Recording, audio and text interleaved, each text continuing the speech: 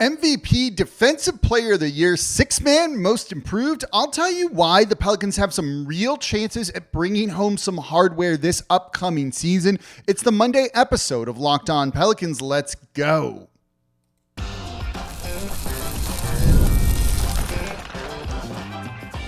You are Locked On Pelicans, your daily New Orleans Pelicans podcast, part of the Locked On Podcast Network, your team every day. Welcome to another edition of Locked On Pelicans, the daily podcast covering your favorite team, the New Orleans Pelicans and NBA, part of the Locked On Podcast Network, your team every day, available wherever you get your podcasts and available on YouTube. I'm your host, Pelicans Insider Credential member of the media, Jake Madison, at NOLA Jake on Twitter. Here with y'all on this Monday, and we got a whole week's worth of shows for you, and I want to talk about some hardware end-of-season awards. What Pelicans have chances at some of these awards? What do they need to do to win some of these awards? We're also going to rule out one or two players from winning certain awards that might surprise you just a little bit. So we've got a lot to cover in today's episode of Locked On Pelicans. In today's episode of Locked On Pelicans is brought to you by Monarch Money. Take control over your finances with Monarch Money. Use code LOCKEDONNBA at monarchmoney.com for 50% off your first year. And of course, thank you for making Locked On Pelicans your first listen today and every day. We are here Monday through Friday, the #1 Pelicans podcast, covering everything you want to know about this Pelicans team. So please subscribe wherever you get your podcasts and join over 11,000 Pelicans fans on YouTube as well. And don't forget, you can watch us on the Gulf Coast Sports and Entertainment Network every single weekday at 10:30 a.m., along with Locked On Saints, Locked On Pelicans, Locked On LSU, and Locked On SEC. Ross Jackson, me, Matt Moscona, and Chris Gordy. Look, minus myself, that's a pretty good lineup right there on the Gulf Coast Sports and Entertainment Network and Locked On. And of course, if you're an everydayer, let me know in the comments down below. I see y'all, I promise. So let's get into it. FanDuel has the odds out there for the end of season awards. These are way too early odds, but I want to look at some of the big awards here, and I want to focus on two to start with, and that's Zion and his chances for MVP, and Herb Jones and his chances for Defensive Player of the Year. These are the two big ones to me. Look, if the Pelicans are going to have any MVP candidate, it's Zion. It's really as simple as that, right? And the formula and path is very clear. Health, production, and team success. Those are the most important things. He needs to play, everyone needs to play at least 65 games, but Zion's going to need to be closer to like 70 to 75 games to really count for this. And he essentially just needs to be the offensive engine for New Orleans. He's very capable of doing that. That's going to mean more than 25 points per game, high efficiency, but you also need more than just scoring. And that's where Zion's case gets kind of easy to do, right? Last year, he averaged 24.6 points per game, 5.3 assists, 1.2 steals, 7.2 rebounds, and was just good, right? Got to the line 8 times per game. That needs the free throw shooting needs to improve at 66%. But the raw numbers are there. And that's what you're looking for here. You know, if he can up those assists, if they really kind of run their offense through Zion more, you know, as kind of like the one in a sense, even though he's not a one, but he's kind of playing more like a guard. That's how he's going to win MVP. He's not going to be a Nikola Jokic kind of guy where you're averaging a triple-double. The points, 10-plus assists per game and easy 10 rebounds. And Jokic does it kind of out of the mid to high post with just incredible vision and passing ability and just really ridiculous skill. Zion, if he's going to do this and win MVP, kind of being that kind of offensive engine that scores and dishes out assists too, is going to be closer to Shai Gilgeous-Alexander. It's going to be him driving, attacking, putting pressure on the rim, and then kicking out to open shooters. Look, Shai Gilgeous-Alexander, worthy MVP, don't get me wrong, but this is not like he's like a maestro of the pick and roll, a la like a Chris Paul or one of those type of lead guards. This is someone who just gets downhill, forces defenses to rotate over to cover him and take that away, and then finds the open man. That's what Zion does. That's exactly how Zion plays, right? So there's no reason to think that Zion can't kind of have an MVP caliber season like Shai Gilgeous-Alexander did. Shai isn't even like the biggest shooter, right, in the league. He's not like dropping tons of threes on you, ridiculous shots like Steph Curry. He plays downhill, gets fouled, goes to the line, or scores at the rim, and then just kicks out to open shooters. That's all Zion needs to do here. The fact that Zion did all of that last year, if you can up his assist to 6 or 7 per game, so 1 or 2 more per game, I think is very realistic, especially because assists require other guys making their shots, and the Pelicans were just a bad offensive team this year. But if he can do that and get back to some of the efficiency, it definitely dipped at times last season, he's going to be in the MVP conversation as long as the Pelicans are, say, top 3 in the West. Part of that is also the narrative to it, right? Voters are going to take notice of that. No one's going to be expecting the Pelicans to be good next year. So if somehow they're top 3 in the West, Zion's the best player on the team, eyes are open and people are going to be paying attention, and Zion's going to get a lot of love, assuming he's healthy and is the reason that's happening. That's the type of thing that could at least get him into the top 5 of MVP voting. Right now, he is the 24th best odds per FanDuel. It's plus 25,000. So he's kind of an afterthought when it comes to it. Herb Jones this one makes me go like, WTF. What the?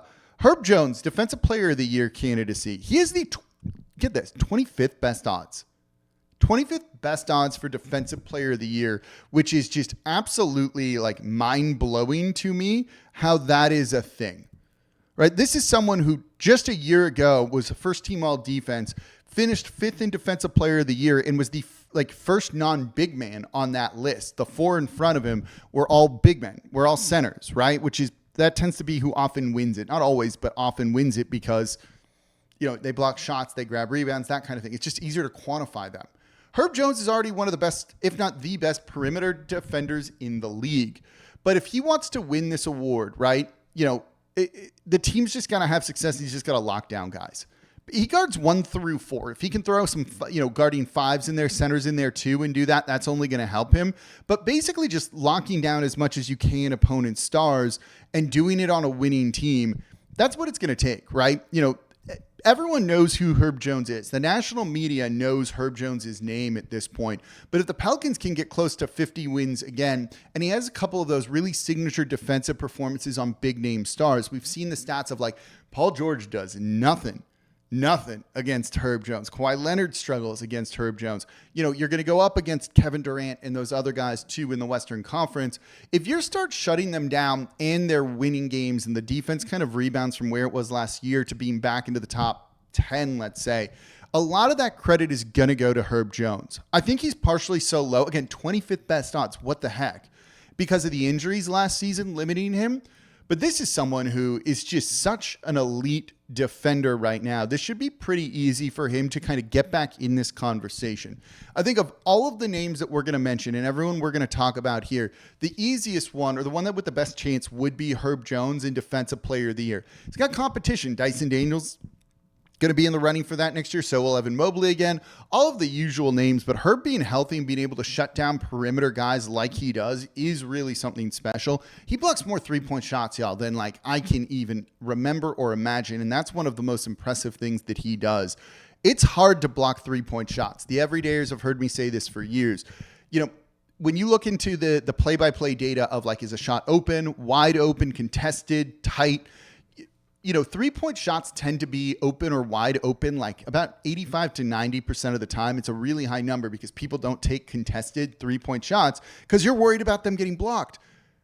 Herb Jones blocks 3-point shots regularly, and when usually there's not a defender within 6 feet of the shooter, that's a really impressive thing to do. And so Herb needs more credit than what he's getting here. His odds are just bizarre to me when it comes to Defensive Player of the Year. But I do think that's kind of a symptom of the injuries he struggled with last season. And then the Pelicans defense just falling off a cliff and everyone just kind of being yeah, the Pels are going to be bad this year. Again, they might not be. I think they have a chance to be competitive. They're going to try and be competitive. So Herb Jones, I think, long odds, but of all the names that we're going to talk about here, that's the best chance this team has for someone to win a piece of hardware at the end of the year. He should at the very least make an all-defensive team. It's not quite an award like we're talking about, but that's also a thing here too. So those are the big ones. But look, hardware isn't just for the star players. I think there's some chances for their role players to be in the awards conversation too. Let's look at some of those names. 6th Man of the Year, most improved chances. That's coming up here next in today's episode of Locked On Pelicans. Today's episode of Locked On Pelicans is brought to you by Monarch Money. You ever wish managing your money felt easier? With Monarch Money, it can. Whether you're growing your savings or planning a big purchase, Monarch puts you in the driver's seat. It's like having your own personal CFO, giving you full visibility and control over your finances.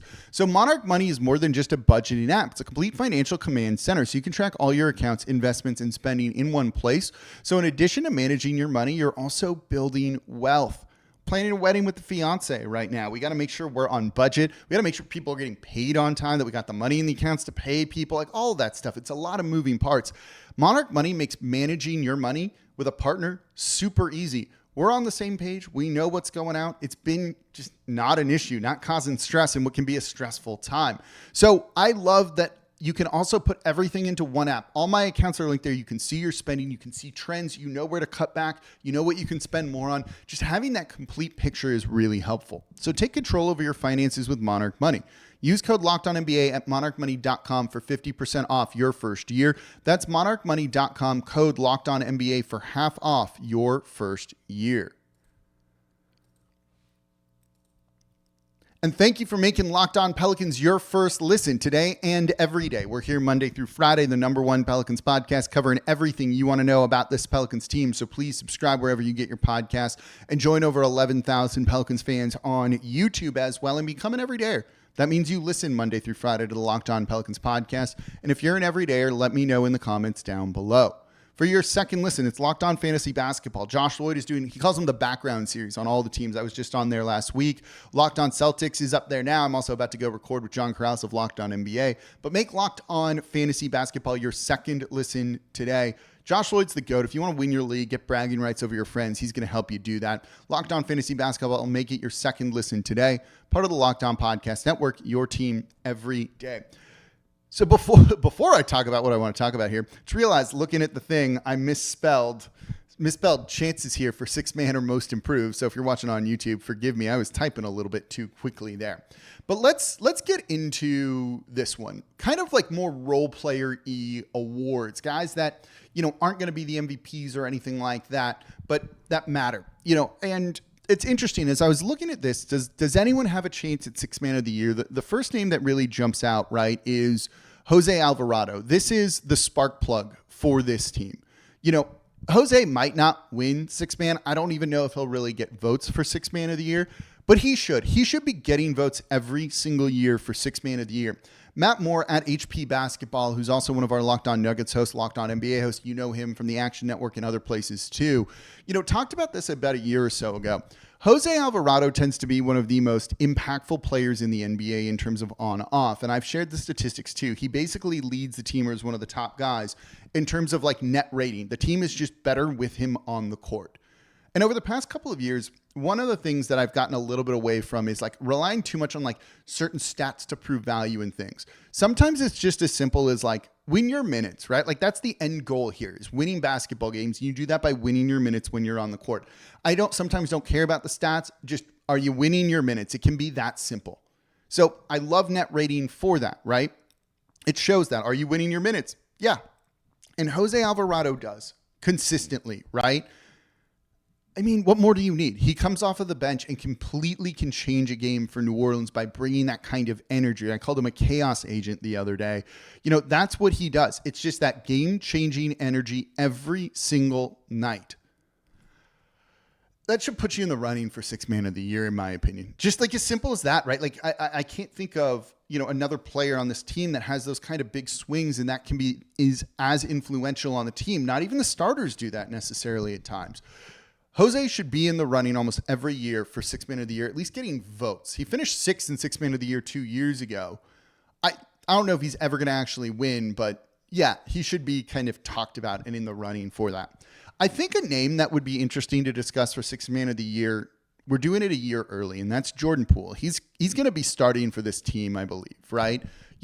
He's not going to be coming off the bench, I don't think. Even when DeJounte Murray comes back, I think Poole is going to still be a starter. The starting lineup to me is Jordan Poole, Herb Jones, Trey Murphy, Zion Williamson, and then probably Messier Looney, but a center. It's those guys, right? Until the next group is ready. Next year, you would hope it's Jeremiah Fears starting in place of Jordan Poole, and maybe Jordan Poole can be the sixth man off the bench. I don't see a situation where he's going to be on the bench this year and that someone like Jeremiah Fears or someone else is ready to take his spot. If Murray was healthy, maybe a different story. You know, we've long talked about how CJ should probably have been moved to the bench and coming off, and then injuries never really let that be a thing. Would kind of apply to Jordan Poole here. He's had somewhat of that role in Golden State before, but easily in a year, he could be coming off the bench, giving you 17 to 20 points per game, shooting well. And look, that's a 6 Man of the Year resume. That's just, he's going to start too many games this year to kind of be in that conversation with everything. Most improved player, I think, is also really interesting to look at for this team because, you know, if you look at the odds per FanDuel, there's a number of players here. The first one that gets you there is Trey Murphy. He doesn't have terrible odds at plus 4,000 per FanDuel to win most improved player. But I'm going to tell you this. I don't really see a world where Trey Murphy ends up winning most improved player, partially because he's just good already. You know, when you look at most improved player, it's really a guy that took like a big leap. You often get it from like first to second year guys, which I don't think is correct. Like they should be better kind of thing. They should be improving. And that's just kind of the naturally expected thing. You know, with Trey Murphy having 140 starts already in 251 games. So he started more than he's not started, right? You know, and averaging last year 21.2 points per game and shooting over 8 attempts per game from 3, right? Voters tend to look at the scoring numbers with most improved player and kind of that. Dyson Daniels is a little bit different because the defense was like so much better, but also he made a big leap in some of the other things he did. It was more like volume and minutes that he played than it was, you know, him dramatically improving. It's just more opportunities. Thus your stats are going to be better. But 21.2 points per game to win most improved player, like you're going to have to score 30 points per game to be able to kind of beat that. And I just don't see that being the case, right? Like, you know, this is a guy who last year in 21.2 points per game in 51 starts in 53 games, playing 35 minutes. Like, I think he can improve on that a little bit. I just don't think it's going to be one of those things that wins you most improved player when there's going to be people who are making a 10 to 12 to 15 point per game jump. And Trey's might be like 2, 3, 4 points on the high end because he's already a high usage player doing a lot. I think that's going to really limit him when it comes to not defensive player of the year, but most improved player of the year. So I just don't see a world where, you know, the numbers are going to kind of justify that, even if we've definitely seen him. Look, he can get much better defensively. I think he can be a better rebounder. That's not the type of thing that's going to win him most improved player. It's usually the offense and those like easier to quantify, easier to see stats, like points per game and things like that. You know, I think Yves Missi could be a little bit interesting to look at most improved. He's not even on the board per FanDuel. You have Herb Jones and Jordan Hawkins in there too. I don't think Hawkins is going to have enough of a role to win most improved player, so I'm not really putting him in this group. I mean, Herb could do it offensively. Like, he's a guy that could take a big leap offensively, and we talked about it in yesterday's show with like, what is a successful season for him? I just don't know if that's actually going to happen. But Missi is still very raw and growing and learning, and you're seeing that from him. You know, last year was about just showing flashes and kind of learning what works at the NBA level. You know, year 2 for him can be a much bigger leap, right? More offensive touches, stronger rebounding numbers. And if he blocks, you know, a little bit more shots at the rim, you know, those stats can kind of be there. And then if he's doing that, he's going to help the Pelicans win, and he'll be in that conversation, I think.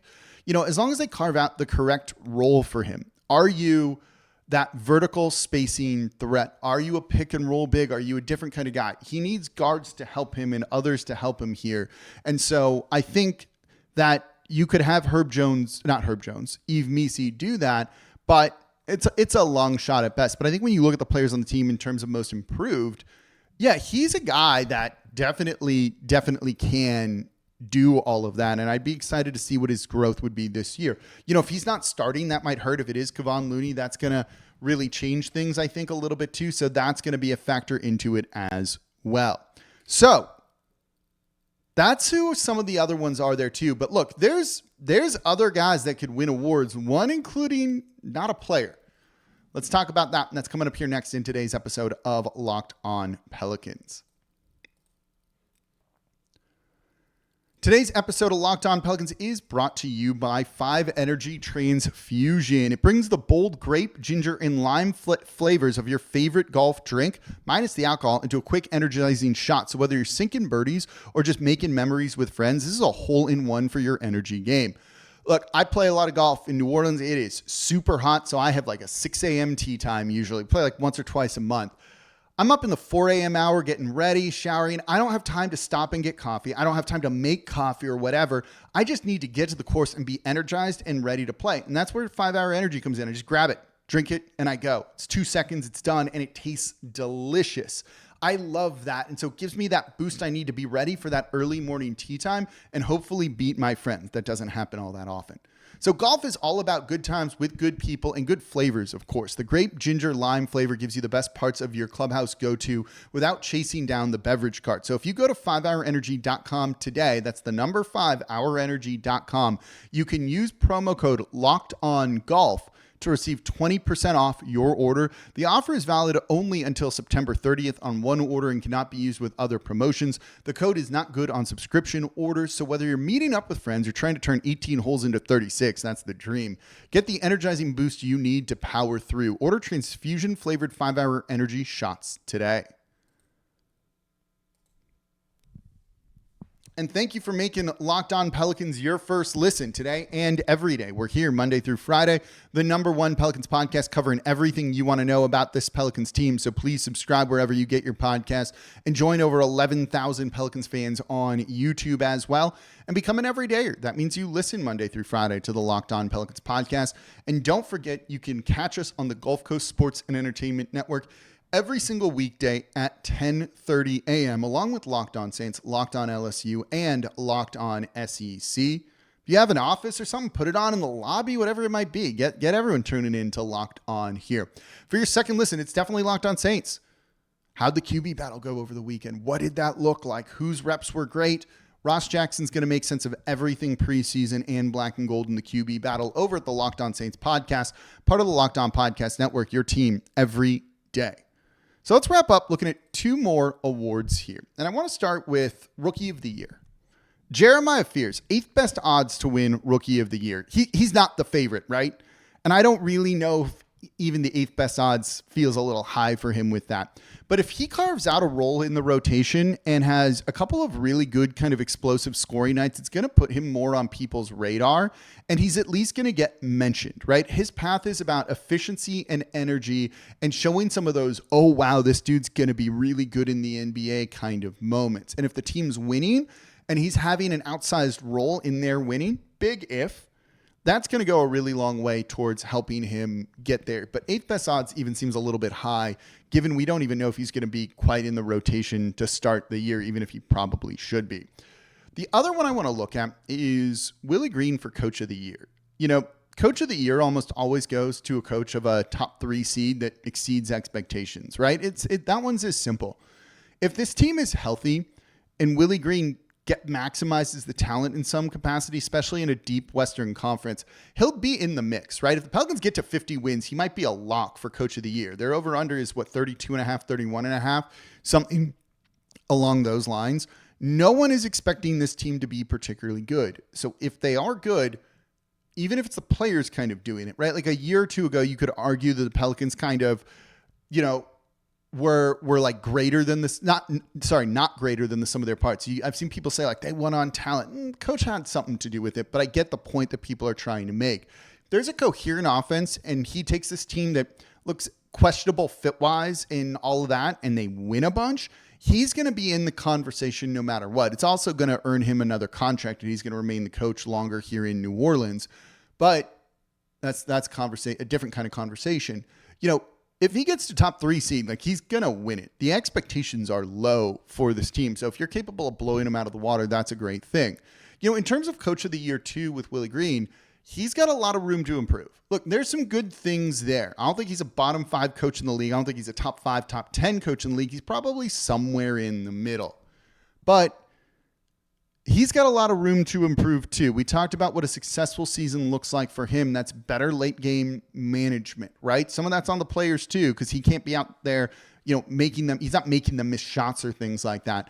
but you've got to figure out how to do this. And injuries have really hurt him, so we've never really been able to see Willie Green, like what he can do with a full roster.